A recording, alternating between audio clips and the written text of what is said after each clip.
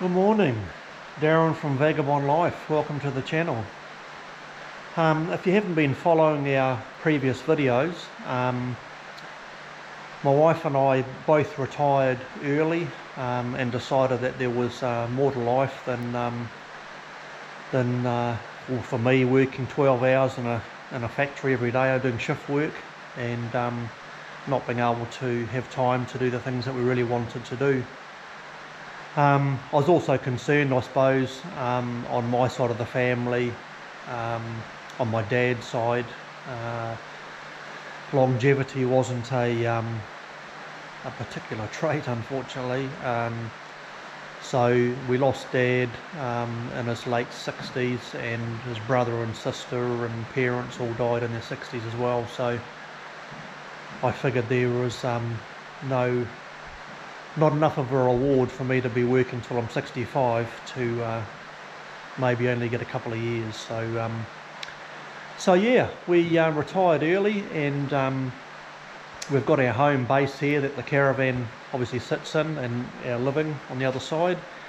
And if we're not here, we're out travelling around our beautiful country of New Zealand, and really trying to make the most of each day, and yeah, explore different areas of the country. And yeah, we're thoroughly enjoying it. It was the best thing we ever did. If you haven't seen our last video, we are basically back home again at the moment from our 7-month trip around New Zealand, and the North Island and South Island. And so Shelley's in town at the moment looking after her dad, who's in his 90s and not too well. So she's there for a few days, and so I thought I'll try and catch up on a bit of maintenance on the caravan. And yeah, as you can see, it's not the greatest of days out there today. It's rather wet. So yeah, I thought it was a good opportunity to get the water tank put back in the caravan. So the water tank here, when we were in the South Island, we had a problem where we split it for actually the second time, which is a bit unfortunate.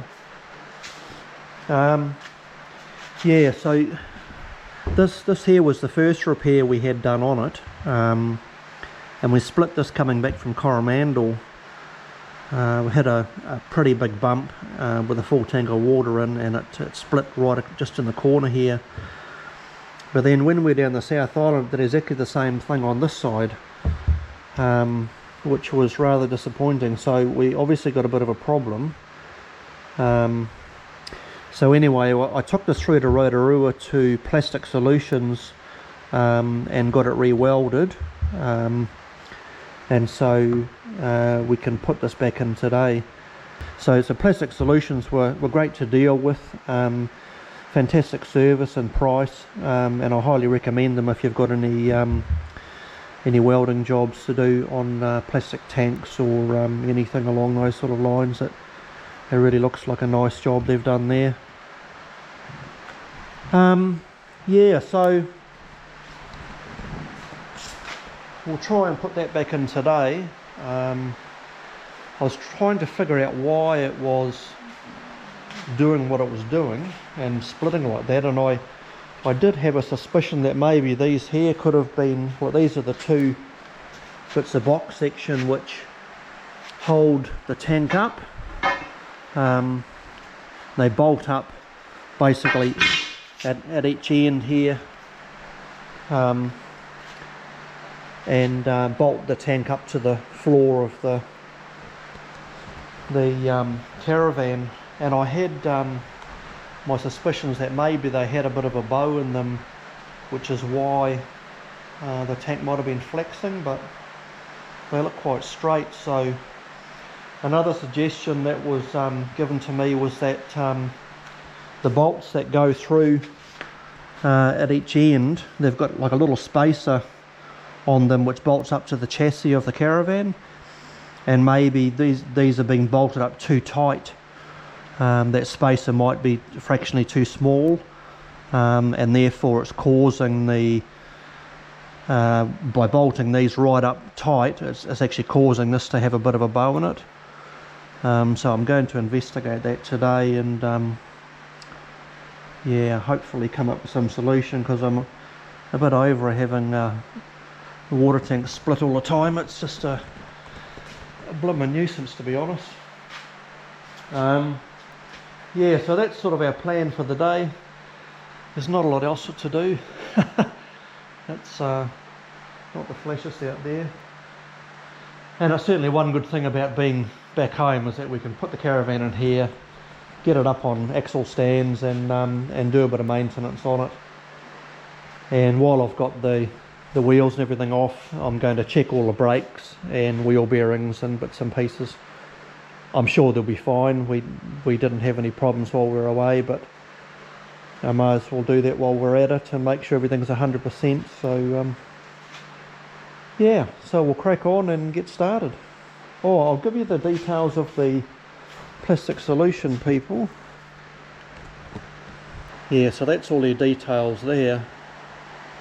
Yeah, really good crowd to deal with, and great service, great price. I certainly recommend them, that's for sure.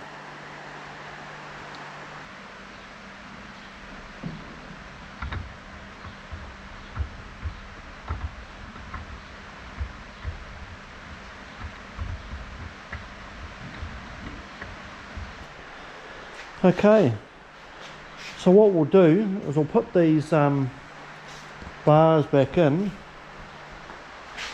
and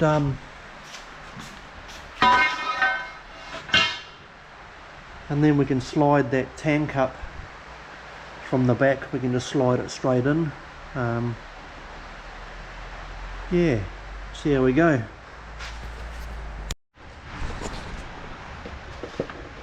Okay, so as you can see, I've got the tank back in. The only thing I've got left to do is just clamp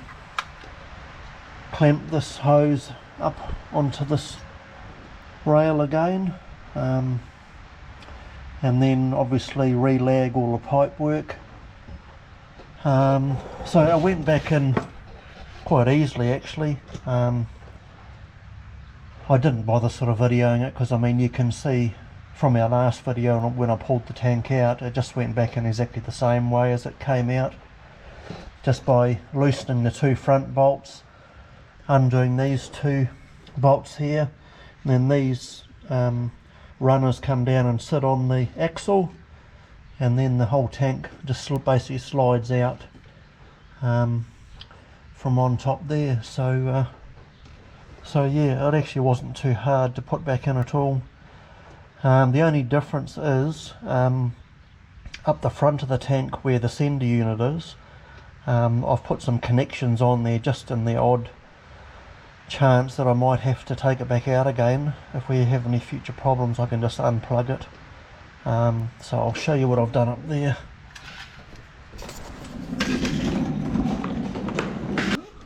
Okay, so you can see here, that's the sender unit is up inside there, and so I've just put some plugs onto the actual tank, and then some plugs onto the rest of the cable, and then I can just plug these basically together, and yeah, let's hopefully I don't have to take it back out again, but if I do, it's all there to enable that to happen. So yeah, so hopefully that's the last of our jobs. So I'll get this done up and then fill the tank up and see how it all looks. Okay, so now I know what the cause of our problem is. I'll take you under the caravan and show you what I've discovered.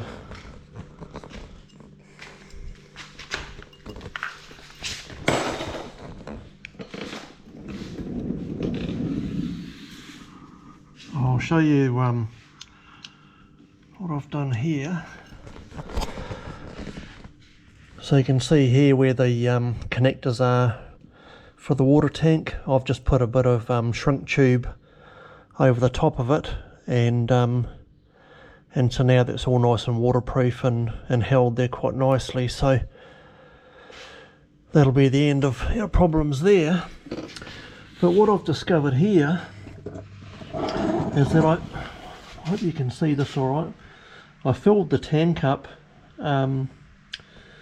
which takes 140 litres, and what I found is that we've got the two, hang on, got this rail here and this rail here. So this rail and that rail hold up the freshwater tank, and this rail and the one over there hold up the grey water tank. Now when I filled this tank up with water, I discovered that this rail here and the other one, but this one here was noticeable that it definitely had a bow in it, because these two rails are no longer flush.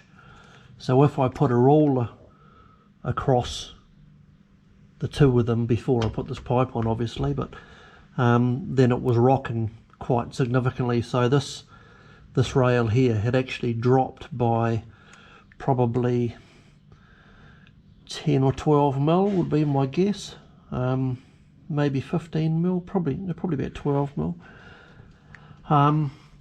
So this is definitely bowing, and because it's bowing, it's putting pressure on the join down there, or where the baffle is, and that's what's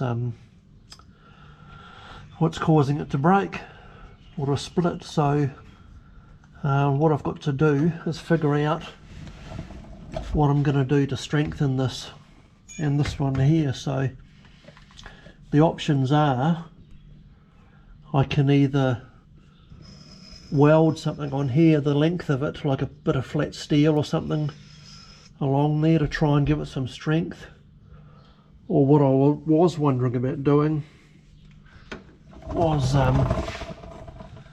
putting something like welding a bracket on the side of here, and then having a bit of steel that sits across that way and runs all the way across to the same thing on the other side, which would then mean it would support both tanks. So when they were full and they were starting to flex, they'd come down onto that bit of steel, and which would be running along here, and stop that flexing. Yeah, so I've got a mate who's going to come out and have a look at it in a few days' time, and we'll come up with some ideas and figure out where we're going to go from there, I think. So we'll get back here.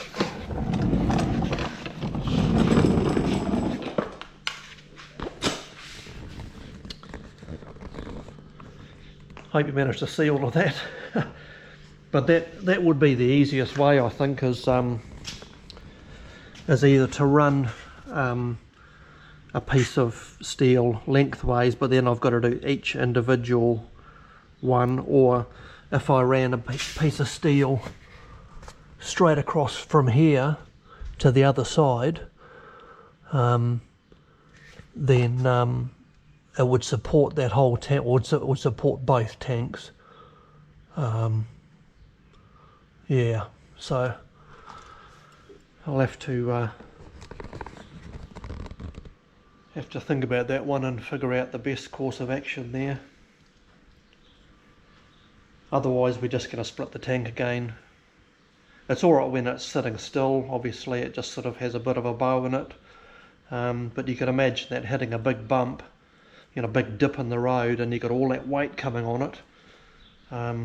Yeah, it doesn't take much to crack it again. So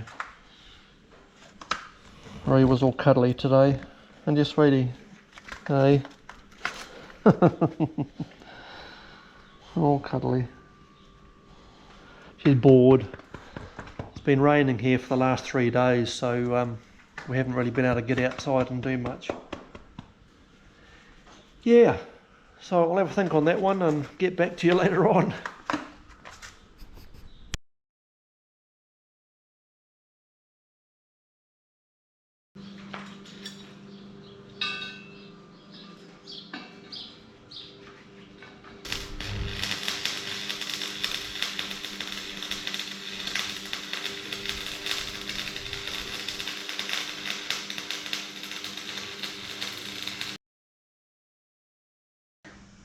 So finally I got around to finishing off this job with the water tank, so I'll take you underneath and show you what I've done.